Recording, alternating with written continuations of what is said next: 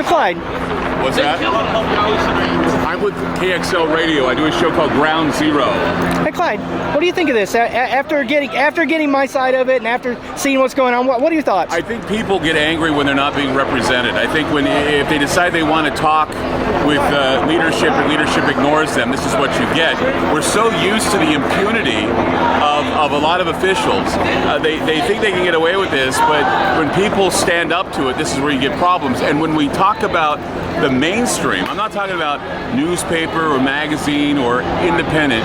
We're talking about packed journalists who basically are lazy and will glom onto something like this because it's theater. And while these people have a meaningful beef, we get divisive when other people start getting involved, and we lose track of what the meaningful protest is.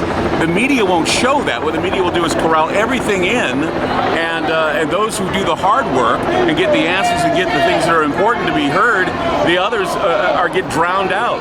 And I understand that people who had support of the police union negotiations were also shut down. So you've got a group of people anybody who wanted to angry. speak on the issue was shut down. Anybody who wanted to speak on the issue was shut down. This is something that cannot stand in a democracy. It just can't. But we need to be sure and make it clear that both sides were not heard, and that the divisiveness of all this is what creates this theater. The police show up, and people glom onto it. They make a stand, and it's never for the individual. It's always for the government. And I think people are tired of that. I think people want to hear that perhaps the media will stick up for the underdog, because that's what they're supposed to do. It's being a public trustee and working for the public, not necessarily praising them for doing what they're doing, but at least exposing that this injustice and impunity is going on in this country. And this is what irritates a lot of people. It's not about Trump or Clinton. It's not about red state or blue state. It's the state versus you. And it's always been like this. And people are waking up to it, and they're getting angry about it. And I think there needs to be something said, at least in favor of the idea that the people do need a way to speak. We do need to encourage good reports about police officers instead of always the bad. We're standing up against things, but we're not standing for things. Yeah, I mean, as you well know, Clyde, I do cover both sides with my police accountability activism. I do the good side I agree with and the positive and the negative. And I think all of it needs to be covered, you know. I agree. I really agree.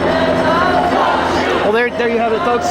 Clyde Lewis, Ground Zero Radio, 101 FM, KXL. Thank you. Thank you so much. I mean, it's just an opportunity to basically say that I can understand why, but we have this uber narrative that encourages what is happening here, and we lose the meaningful protest in lieu of having this type of theater, and I don't know if it works.